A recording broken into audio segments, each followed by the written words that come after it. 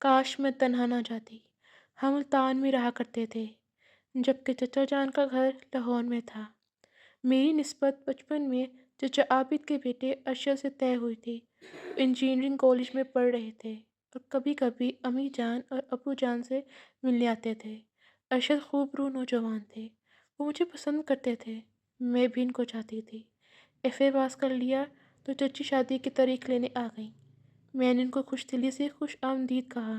اس مرتبہ ارشد نہیں آئے تھے، ان کے والدین آئے تھے۔ میرا دل گھبراہٹ محسوس کرنے لگا کیونکہ مجھے ارشد کا انتظار رہتا تھا۔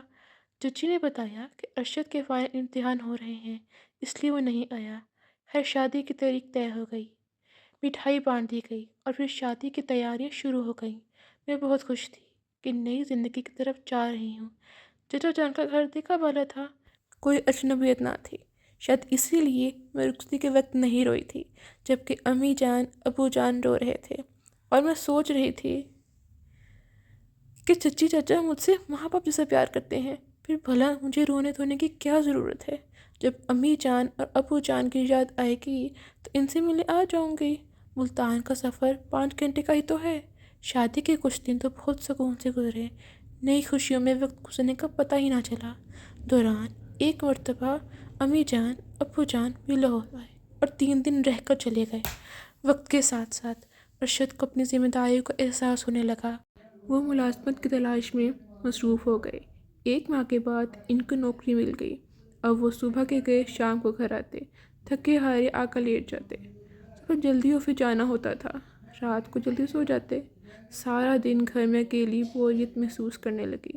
ساس گھر کے کاموں میں مگن ہو جاتی۔ سسر صاحب اپنے کمرے میں اخبار وسائل سے دل بہلا لیتے یا پھر سو جاتے۔ گھر میں بچے بھی نہ تھے کہ ان کے ساتھ ہنس بول کر دل بہلا لیتی۔ ایک دیور جو بیرون ملک پڑھنے گیا ہوا تھا اور نند کی شادی ہو چکی تھی، اپنے گھر میں رہتی تھی۔ میرا مائکہ بھرپور تھا۔ ہم 6 بہن بھائی تھے، مجھ سمیت 4 بہنیں اور 2 بھائی۔ گھر میں ہمہ وقت ہلا گلا اور ہنگامہ رہتا تھا۔ میں رونق اور شور شرابے کی عادی تھی۔ خاموشی اور تنہائی مجھے سخت ناپسند تھی، جو سانپ کی طرح ڈستی تھی۔ اکثر ارشد سے شکوہ کرتی کہ آپ کے گھر میں اتنا سناٹا ہوتا ہے کہ الو بھی نہیں بولتے۔ مجھے بڑی وحشت ہوتی ہے، سارا دن آپ کے انتظار میں گزر جاتا ہے۔ وہ کہتے کہ ملازمت لازمی ہے، ملازمت نہ کروں تو تم کو کیسے خوشیاں دے پاؤں گا۔ لاہور آئے اور 3 دن رہ کر چلے گئے۔ شادی کو 6 ماہ گزر گئے تو میرا پیمانہ صبر لبریز ہو گیا۔ جی چاہتا ہے کہ میں کہ اڑ کے چلی جاؤں اور بہن بھائیوں کے ساتھ ہلا گلا میں کھو جاؤں۔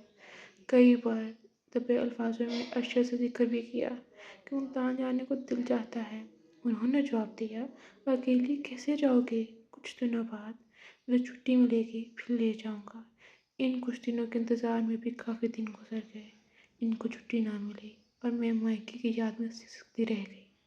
امی کو فون کیا، انہوں نے ڈھارس دی، صبر کرو، شروع میں اپنے گھر رہنا اچھا ہے، جلدی جلدی مائکے آنا لڑکی کو سسرال والوں کی نظروں میں گرا دیتا ہے۔ سال بعد جا کر کئی ارشد کو فرصت ملی۔ انہوں نے 1 ہفتے کی چھٹی لی اور مجھے مائکے جانے کی نیوز سنائی۔ میری خوشی سے ہاتھ پاؤں پھول گئے۔ سمجھ میں نہ آتا تھا کہ تیاری کیسے کروں۔ چچی نے ہمت بندھائی، میرا بیگ تیار کیا اور ہم میاں بیوی بذریعہ ریل ملتان کو روانہ ہو گئے۔ سال بعد گھر کو دیکھا تو گزری یادیں تن من سے لپٹ گئیں۔ خوشی سے آنکھوں میں آنسو آ گئے۔ وہی در و دیوار، وہی آنگن، آنگن میں لگے پودے اور نیم کا درخت جس پر صبح سویرے چڑیاں چہچہاتی تھیں تو روح فرحت کا احساس جاگ جاتا تھا۔ آج بھی بہن بھائیوں کی چہکاروں سے گھر جاگ رہا تھا۔ امی سے جاتے ہی لپٹ گئی، حالانکہ گھر میں مجھے کوئی تکلیف نہ تھی، پھر بھی میری سسکیاں بندھ گئی۔ ہفتہ پلک جھپکتے گزر گیا اور واپس جانے کا دن لگتا تھا کہ پھر سے رخت سفر باندھنا پڑا۔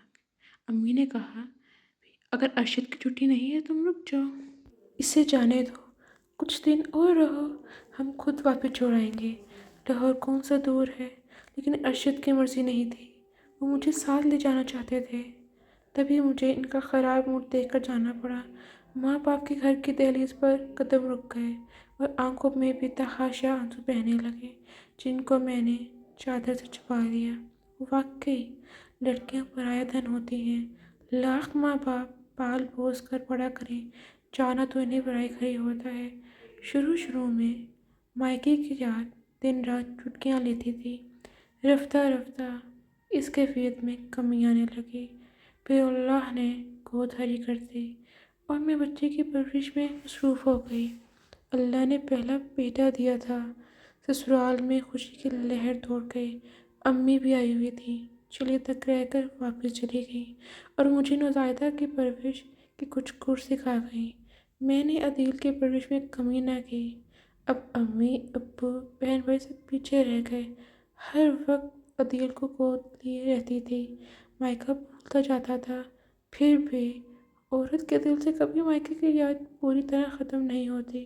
وقت گزرتا رہا، میں 2 بچوں کی ماں بن گئی، امی 2-3 بار آ کر مل گئی، بہنیں فون کرتی تو شکوہ کرتی، باجی تم تو بڑی خوشبو نکلی، شادی کے بعد بس لاہور کی ہو کر رہ گئی ہو، کبھی ہماری یاد نہیں آتی؟